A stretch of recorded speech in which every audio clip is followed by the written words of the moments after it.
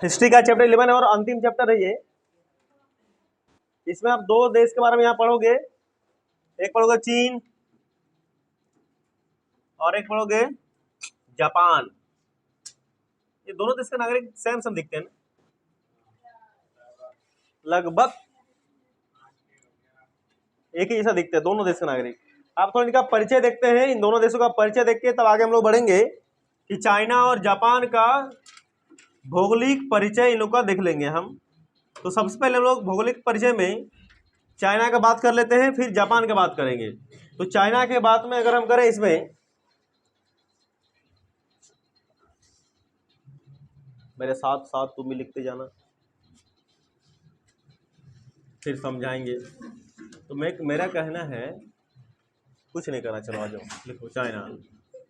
देखिए चाइना का देख लेते हैं भौगोलिक क्षेत्र, कि चाइना में भौगोलिक क्षेत्र में सबसे पहले हम देखेंगे चाइना का भौगोलिक क्षेत्र में यहाँ के ये किस प्रकार के महाद्वीप हैं और यहाँ पर क्या क्या चीज़ें पाई जाती हैं। तो यहाँ पर अगर बात करूँ तो सबसे पहला बात आएगा यहाँ पर नदियों का,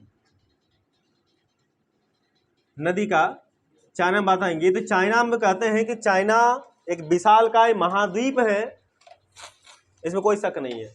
जनसंख्या के मामले में चाइना नंबर 1 पर है, इसमें कोई दिक्कत नहीं है, कोई दिक्कत शक भी नहीं है। सब कोई पढ़ चुके हैं, कई टाइम मल्टीपल टाइम पढ़ चुके हैं।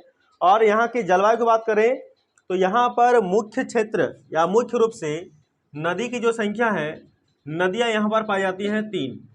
यानी यहाँ लिख सकते हो कि चीन में मुख्य रूप से 3 नदियों का वर्णन है। पहला जो नदी है उस नदी का नाम यहाँ पर लिखा गया, देख लीजिएगा, लिखते चलेगा पीली नदी, येलो रिवर, पीली नदी। इनको हुआंग हे उन लोगों की भाषा में बोलते हैं, हुआंग हे, याद रख लीजिएगा इसको, हुआंग हे, हुआंग हे। दूसरी जो नदी है उन नदी का नाम है हम लोग का यांगसी नदी, जिसको बोलते हैं छांगजियांग। वाह गजब, क्या नाम बताया मैंने? यांगसी नदी। पहले यांगसी लिख लो, यांगसी नदी। पहला पीली नदी येलो रिवर हुआंग हे, हुआंग हे। दूसरा यांगसी नदी छांगजियांग, यांग यांग यांग यांग, छांग जियांग,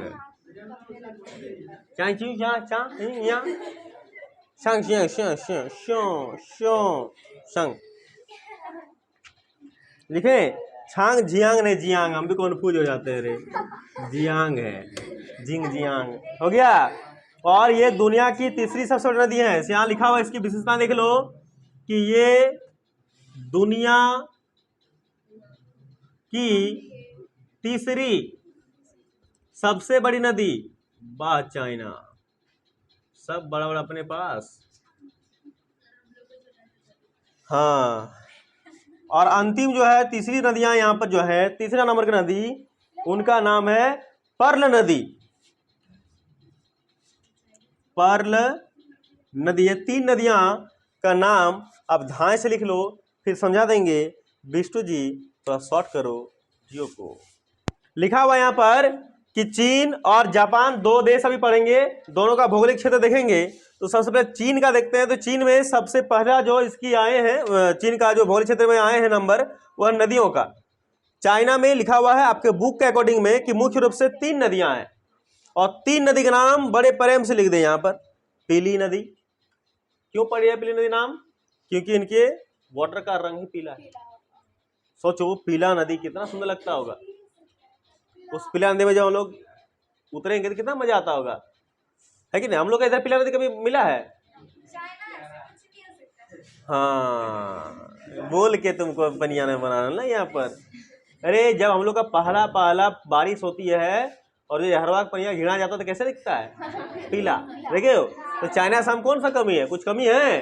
कुछ कमी नहीं है। चलो वहां पे नदी है, हम लोग भाई है, मजा आता है कि चलो इसको उन लोग बोलते हैं हुआंग हे, ठीक है, हुआंग हे। दूसरा है यांगसी नदी, इनको उन लोगों का नाम पड़ा है जांगजियांग, छांगजियांग, छांगजियांग।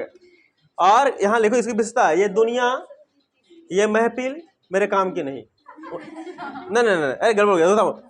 ये दुनिया की तीसरी सबसे बड़ी नदी है, 1 2 3, तीसरा सबसे बड़ा नदी। इसको याद रखना है, बड़ा इंपॉर्टेंट है, ये लाइन बनेंगे क्वेश्चन में कि दुनिया की तीसरी सबसे बड़ी नदी जो चाइना में है उनका नाम क्या है? यांगसे नदी। हमको नहीं चाहिए यांगसे नदी, चाइना में बोलो तो लिखना जांगजियांग, हो जाएगा 2 नाम। और तीसरा है पर्ल नदी।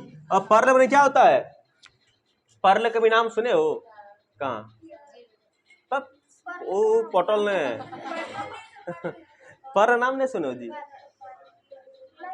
अरे पर्ल में होता है मोती, मोती PEARL, पर्ल में मोती ना होती है, तो इन नदी में मोती पाई जाती है, इनके नाम इसलिए मोती हो गया, पर्ल नदी हो गया। समझ बात को? तो ये होते हैं 3 विशेषताएं नदियों के मामले में चाइना का। तीनों नदी आपको एकदम एज इट इज याद रखना है, पीली नदी, यांगसे नदी और पर्ल नदी। पीली नदी को बोलते हैं वांग हे, यांगसे नदी को बोलते हैं हम लोग झांगजियांग, जो दुनिया के तीसरी सबसे बड़ी नदी, और अंतिम है पर्ल नदी। ये तीनों नाम को आपको एज इट इज याद रखना, जिसे मैंने बताया। चलते हैं आगे में, दूसरी विशेषता इसकी क्या है। आप चलते इसका जाति समूह विषय में। मिटा दो इसको, मैं डिलीट कर दूं। जब से देखा मैंने तुझको मुझको शायरी आ गई। अब देखो यहां पर, देखो जाति, जाति न पूछो साध की, पूछ लीजिए ज्ञान, मोल करो तलवार की, क्या जानते कुछ? पड़े रहन दो म्यान। क्या समझे? बुझकिता बंग बुझकिता।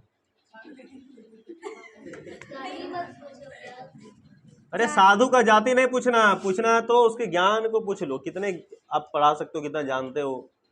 जैसे तलवार, युद्ध में तलवार का महत्व होता है, उसके अंदर रहने मयान का नहीं, मयान से लड़ाई करोगे, तलवार से करोगे, है कि नहीं? तो इसलिए याद रखना, तलवार और ज्ञान का ही इंपॉर्टेंट है, और किसी का नहीं। जाति पूछ कोई होता है क्या? देखिए सुनिए, चाइना में भौगोलिक क्षेत्र में जाति आती है, और जाति में यहाँ सबसे बड़ा जो जाति का नाम लिखा गया वो है हान समूह का जाति। क्या लिखोगे?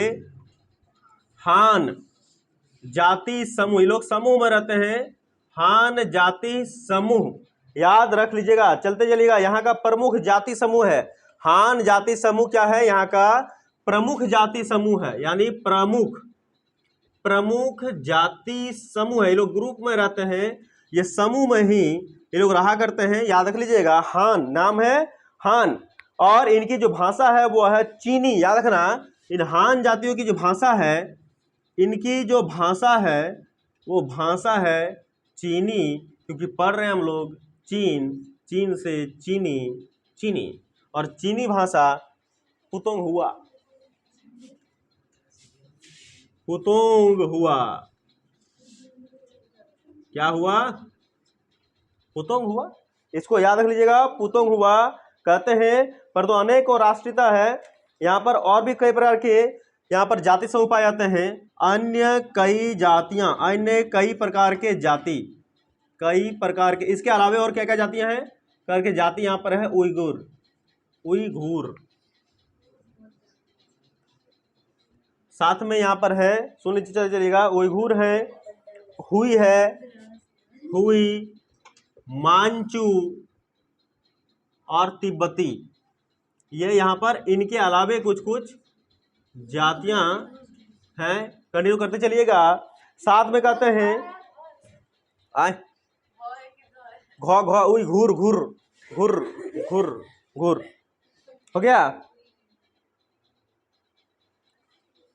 इसको पर लिख लीजिएगा, फिर आगे बढ़ते हैं। इसको पर लिख लीजिएगा, ध्यान लिखिए, लंबा नहीं करना है, छोटे छोटे करो। अब लंबा करने बारी आता हुआ है जाति। जाति में यहाँ पर जो सबसे प्रमुख जाति है और जो समूह में रहते हैं उनका नाम है हान। ये हान को याद रखना, हान जाति समूह जो यहाँ का प्रमुख जाति समूह है। इन लोग कौन सी भाषा बोलते हैं? चीन। और चीन वो लोग बोलते हैं जो भाषा में, उस भाषा का नाम है पुतोंग हुआ, वो भाषा पर पुतोंग हुआ। और भी इनके साथ और भी कई जातियां हैं, लेकिन ये लोग समूह में नहीं रहा करते हैं, जिनका नाम उइघुर, हुई, मांचू और तिब्बती। यही तिब्बती दलाई लामा वाला जो मैंने आपको सिखाया था। तो इसको मैं डिलीट करता हूं और चाइना के एक अंतिम विषय चलते हैं, खाना में। खाना, खाना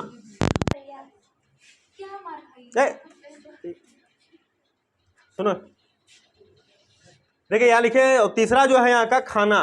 खाना सुनने से ही पता नहीं मन में क्या क्या उठता, नहीं अपना अपना मन वाला खाना पसंद कर लेते हो। सबका पसंद का खाना है कि नहीं?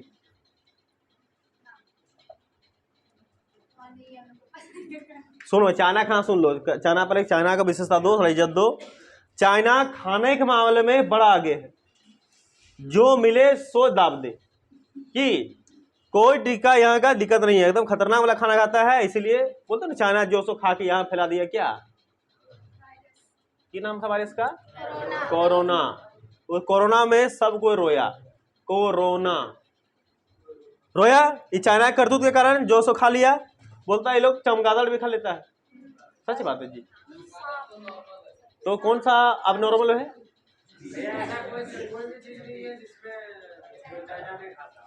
सही बात है, सब कोई खाता है, बढ़िया, खाने दो। यहाँ कम से कम 4 प्रकार के खाने देखे जा सकते हैं चाइना में मुख्यतः। जैसे वहां पर 3 नदियां हैं, और अभी थोड़ा देर पर आए 3 नदियां, यहाँ पर 4 खाना फेमस है। सबसे जो प्रसिद्ध पाक प्रणाली है, पाक प्रणाली मतलब खाना, वह है दक्षिणी या कैंटोनी। इसको याद रखेंगे आप, सबसे प्रसिद्ध दक्षिणी कैंटोनी। और इन्हीं में एक आते हैं जिसका नाम है डीम सम। ये देखो, डीम समझते हो? अंडा, डीम भात, लेकिन वो लोग डीम को अलग बोलते हैं। डीम सम खाना का ही नाम है, और इसका शाब्दिक अर्थ कभी कभी पूछ लिया जाता है कि डीम सम का शाब्दिक अर्थ क्या है, तो दिल को छू लेने वाला, ऐसे खाना, इसका अर्थ ही होता है दिल को छू लेने वाला खाना। समझे बात को, याद रखना। डीम सम का शाब्दिक अर्थ होता है दिल को छू लेने वाला। ये जो खाना यहाँ का फेवरेट डिश है, खाना है, खतरनाक वाला लोग खाते हैं। उत्तर चाइना में गेहूं यहाँ का मुख्य आहार है, और पूर्वी चाइना में यहाँ पर गेहूं के साथ साथ चावल यहाँ पर क्या है? मुख्य आहार है। ये चाइना का भौगोलिक क्षेत्र के बारे में मैंने बता दिया, नदी के बारे में, जाति के बारे में, और खाना के बारे में। ठीक है, अब कल को इसमें चलेंगे हम लोग, चाइना के साथ बाद में आएंगे जापान का भी पढ़ेंगे भौगोलिक क्षेत्र। तो आज के लिए इतना ही, मिलते हैं कल को एक नई सुबह के साथ।